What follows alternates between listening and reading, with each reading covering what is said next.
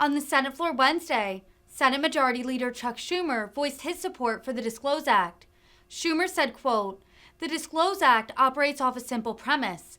A healthy democracy is a transparent democracy, one where billionaires and megacorporations don't get a free pass to exploit loopholes and campaign finance law in order to spend billions in anonymous contributions." Schumer called out Senate Minority Leader Mitch McConnell for his past support of disclosure.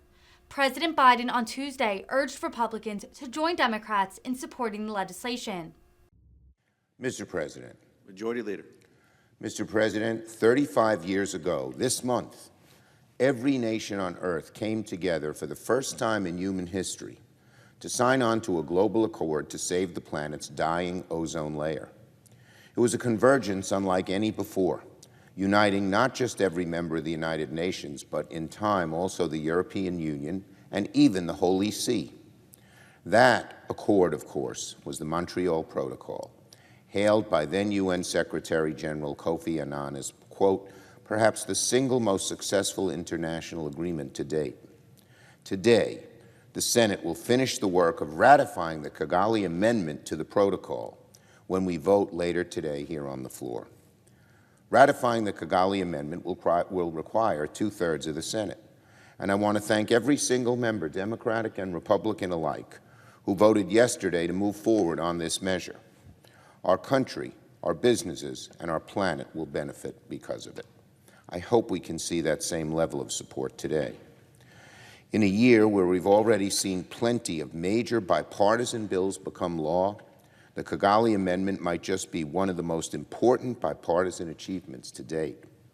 Less heralded, but maybe more important, because this measure will go a long way to lowering global temperatures while also creating tens of thousands of American jobs and deal with the fact that China rarely participates in global cooperation when it comes to putting their own economy and jobs ahead of ours.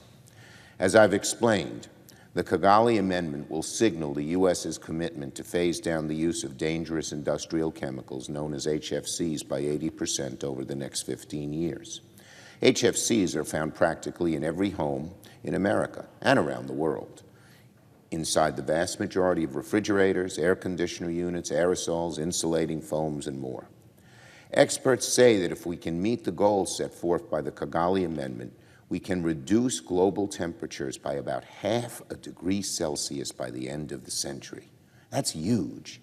We struggle to get that reduction down, to get that increase down. And this is a big, big step forward for that. 0.5 degree might sound like a rounding error to some, but in truth it is very, very, very significant. But equally significant, however, are the tens of billions in new investments that will be up for grabs if we ratify this amendment. Every year, millions and millions of refrigerators and AC units are sold around the world, and the U.S. ranks near the top of refrigerator exports. All of these products will need viable HFC refrigerant alternatives moving forward, and we need to take every step available to make sure those alternatives are provided by American companies and American workers driven by American ingenuity. By one measure, ratifying the Kigali Amendment will generate nearly $39 billion in investments here in America in the next 5 years. When combined with other steps we've taken to transition away from HFCs, it will create tens of thousands of new American jobs and increase U.S. heating, ventilation, and refrigeration export by 25% in a few short years by 2027. Let me say that all again. Tens of thousands in new American jobs, nearly $39 billion in new investments, a surge in U.S. exports. All of that is on the table if we finish our work to ratify this amendment today. There is every reason in the world to say yes. There's really no downside to ratification. The Kigali Amendment will not overrule or change any current U.S. law. It will require no one to replace their appliances at home. The U.S. will be able to lead the international process of implementing Kigali, ensuring U.S. businesses will set the terms of implementation that benefit them. And Congress will be perfectly free to change domestic policy to adapt to new technologies without having to worry about this agreement. Even without the Kigali Amendment, the U.S. has already taken steps to transition away from HFCs, and U.S. businesses have been the ones leading the way. So it's no surprise that groups like the U.S. Chamber of Commerce, the American Chemistry Council, the Air Conditioning, Heating, and Refrigeration Institute, and even companies like Walmart and Honeywell all support the Kigali Amendment. So in many ways, this is sort of a legislative layup. It's low-hanging fruit to secure billions in growth and tens of thousands of good-paying jobs. Again, there's every reason in the world to say yes, and practically no reason to say no. So, for the sake of U.S. businesses, for the sake of U.S. workers, for the sake of U.S. exporters and U.S. investment, and for the sake of leadership in safeguarding our planet, I urge my colleagues to vote yes on ratifying Kigali later today. Now on DISCLOSE. In 12 years since conservatives on the Supreme Court ruled in Citizens United, our elections have become rank with the stench of dark money. Soon the Senate will vote to erase this foulness when we hold the first procedural vote to take up the DISCLOSE Act. This has been a long time coming, and credit goes to Senator Whitehouse, perhaps the Senate's most valiant enemy of dark money. I commend him, I thank him, and I stand with him in his efforts to shine a light on the corrosive power of dark money in our elections. No one has done more to shine the light on this evil, evil thing. In free and fair elections, one person, one vote, American voters should have the power to determine the nation's leaders, without fear that their voices will be drowned out by powerful elites or special interests. Sadly, unfortunately, dark money has rendered this ideal a fantasy. The idea of one person, one vote has been washed away by cascades of dark, undisclosed money pouring into our electoral system. Today, the average American, someone who might chip in $30 or $50 every now and then to support a candidate, is left practically powerless against billionaires and special interests who can cut million-dollar checks to promote candidates of their choice. Who here thinks that is a healthy democracy? Because of today's broken campaign finance laws, many of these donations happen entirely in secret. It is a veil cast over our democracy that leaves vast majorities of voters behind. And the problem is not just limited to our elections, Mr. President. Oh, no. Dark money has also corroded the judicial nomination process as special interest groups spend tens of millions to push extremist judges onto the federal bench. I believe that the awful decision in Dobbs was greatly affected by the fact that dark money is undisclosed. The DISCLOSE Act operates off a simple premise.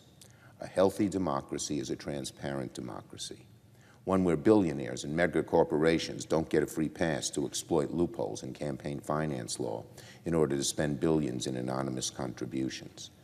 That is the antithesis of democracy. This shouldn't be a Democratic or Republican view. After all, when was the last time any of us heard voters celebrate the spread of dark money?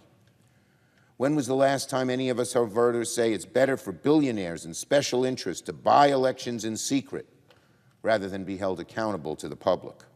Of course the public doesn't think that, unless they themselves, the few, are cutting million-dollar checks in secret. Even the Republican leader, who has dedicated much of his career to killing many campaign reforms, used to say in the distant past that disclosure and transparency is a good thing for elections. Unfortunately, that was a long time ago.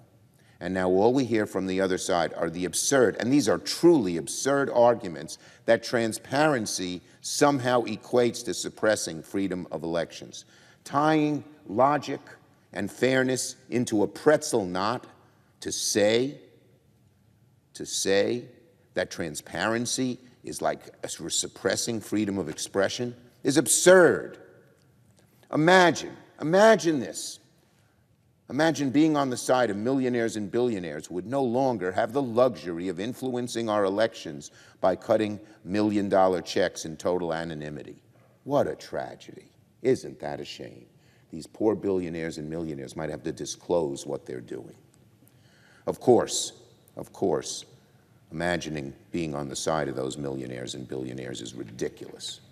If a multi-billionaire wants to spend colossal sums on candidates who are deeply anti-choice or who support insurrectionists, which some of these dark money special interest MAGA Republicans do, shouldn't the public have a right at least to know, simply to know it?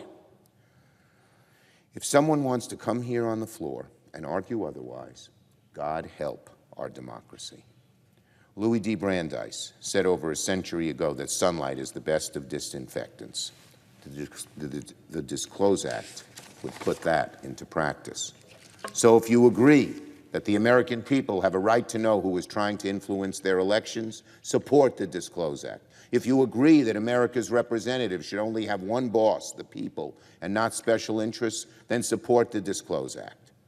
Democracy cannot prosper without transparency. Dark money, hidden secrets are the hallmark of dictatorships, left and right. We, in democracy, need transparency. I thank Senator Whitehouse for all he has done. I strongly support passing this legislation to keep the dream of our founders alive in this century. I yield the floor and note the absence of a quorum.